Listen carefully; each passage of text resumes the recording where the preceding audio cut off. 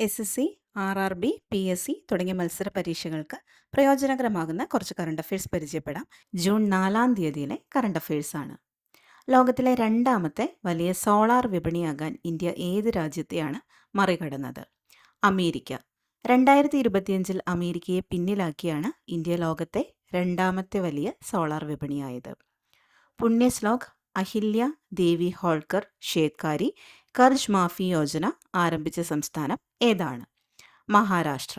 ഇതിൻ്റെ ലക്ഷ്യം മഹാരാഷ്ട്ര സർക്കാർ കൊണ്ടുവന്ന കാർഷിക കടാശ്വാസ പദ്ധതിയാണിത്. ഒരു കർഷകന് 2 ലക്ഷം രൂപ വരെയുള്ള വിളവായ്പകൾ എഴുതിത്തള്ളൂ. ആന്ധ്രാപ്രദേശിൻ്റെ ഏതു പദ്ധതിയാണ് 2026 ഫുഡ് പ്ലാനറ്റ് പ്രൈസ് നേടിയത്? Andhra Pradesh community managed natural farming.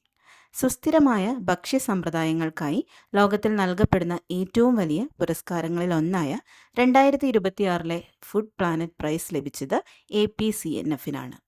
UN പൊതുസഭയുടെ 81ാമത് session പ്രസിഡന്റായി തിരഞ്ഞെടുക്കപ്പെട്ടത് ആര്? ഖലീലുർ റഹ്മാൻ. ഖലീലുർ റഹ്മാൻ 99 വോട്ടുകൾ നേടിയാണ് ഈ പദവിയിലേക്ക് തിരഞ്ഞെടുക്കപ്പെട്ടത്. 2026 സെപ്റ്റംബറിൽ അദ്ദേഹം 1 വർഷത്തെ കാലാവധിയിലേക്ക് ചുമതലയേൽക്കും.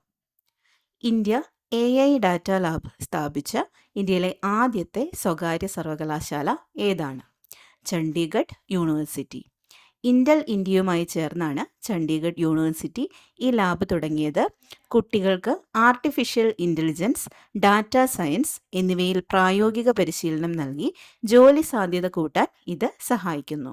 ആരവല്ലി പർവ്വതനിരകളുടെ നിർവചനവുമായി ബന്ധപ്പെട്ട വിഷയങ്ങൾ പരിശോധിക്കാൻ സുപ്രീം കോടതി നിയമിച്ച സമിതിയുടെ അധ്യക്ഷ ആരാണ്?